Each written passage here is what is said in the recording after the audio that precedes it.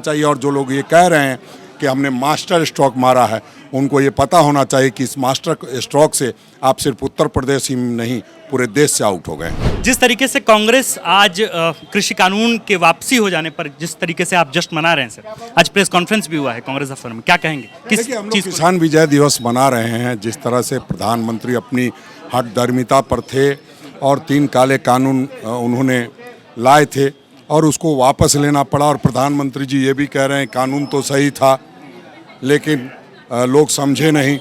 तो एक बात तो उन्होंने मान लिया है कि अब लोग उनकी बात नहीं समझ रहे हैं। एक कल जो उनका संबोधन था राष्ट्र के नाम, हारे हुए प्रधानमंत्री की तरह था, एक मजबूत नहीं मजबूर प्रधानमंत्री की तरह था। तो निश्चित रूप से देश के लिए भी बड़ा शोक का विषय है कि देश का प्रधानमंत्री जो खुद ऐसे काले कानून लाता है और फिर राष्ट्र के नाम संबोधन में ये कहता है कि मैं समझा नहीं पाया, तो ये दुर्भाग्य है देश का। इसलिए कि जब कोई कानून लाया जाता है तो लोगों की डिमांड पे लाया जाता है, प्रधानमंत्री के मन की बात और मनमानी से नहीं लाया जाता है।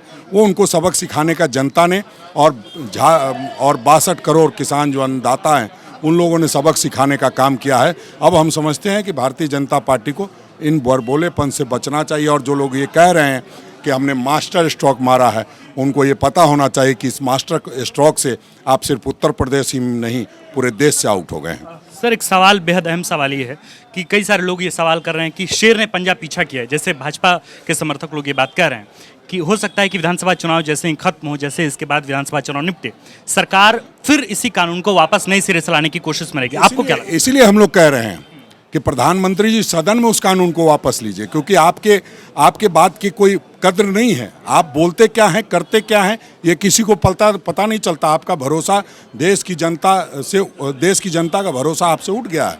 इसलिए आपको ये सदन में आकर के कहना चाहिए और सदन में तीनों काले कानून वापस लेने चाहिए। लगातार प्रधानमंत्री जी अनाप शनाप बात करके, मन की बात और मनमानी करके देश को चलाने का काम कर रहे थे। 7 वर्ष के बाद उनको पता चल गया है कि मनमानी से देश नहीं, देश संजीदगी से चलता है। उन्होंने कहा है कि हमारी तपस्या में ही कहीं कोई चूक हुई होगी। क्या इससे अब कांग्रेस की तपस्या पूरी हो रही है? देखिए, चूक तो उनसे ऐसी हुई है जिसकी चर्चा नहीं होनी चाहिए। चूक तो उनको अपने परिवार में भी हुई है। और व्यक्तिगत टिप्पणी नहीं, व्यक्तिगत नहीं है, क्योंकि जब भी कोई देश का व्यक्ति होता है वो देश की संपत्ति होता है, और देश की संपत्ति होता है तो देश उसका हिसाब रखता है। सर, ये तो सोनिया गांधी को लेकर के फिर व्यक्तिगत टिप्पणी होती है। करते ही रहते हैं वो तो करते ही रहते हैं। क्योंकि सोनिया गांधी जी हमारी नेता हैं, देश को एक उन्होंने दिशा निर्देश दिया है और उनके दिशा पे पूरा देश चलता है, तो निश्चित रूप से वो लोग भी कहते रहते हैं, उसमें कहीं कोई बात नहीं है। चूँकि क्या है कि प्रधानमंत्री जी के बारे में जब कोई टिप्पणी होती है तो उनको लगता है कि हम प्रधानमंत्री हैं। पहले आप व्यक्ति हैं, उसके बाद प्रधानमंत्री हैं, और पहले आप देश की संपत्ति हैं। आपका सिर्फ प्रधानमंत्री आप नहीं हैं, आप सिर्फ नरेंद्र मोदी नहीं हैं, आप देश के प्रधानमंत्री हैं। और देश का प्रधानमंत्री हर चीज़ में उसको संजीदा होना चाहिए, चाहे वो परिवार का मामला हो, चाहे देश का मामला हो। आपने परिवार में भी संजीदगी नहीं दिखाई, अब देश के साथ भी संजीदगी नहीं दिखाई। आखिरी 2 सवाल करेंगे।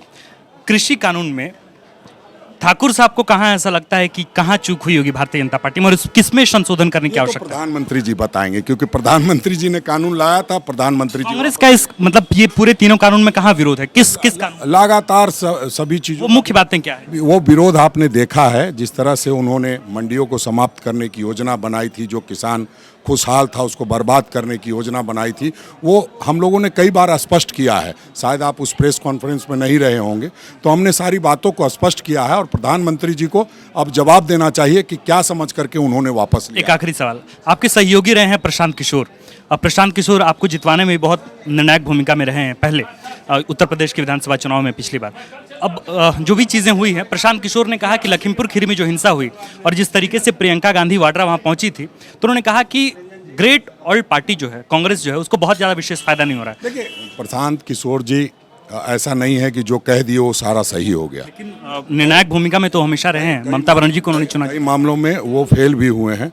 जनरली फेल्योर की चर्चा नहीं होती।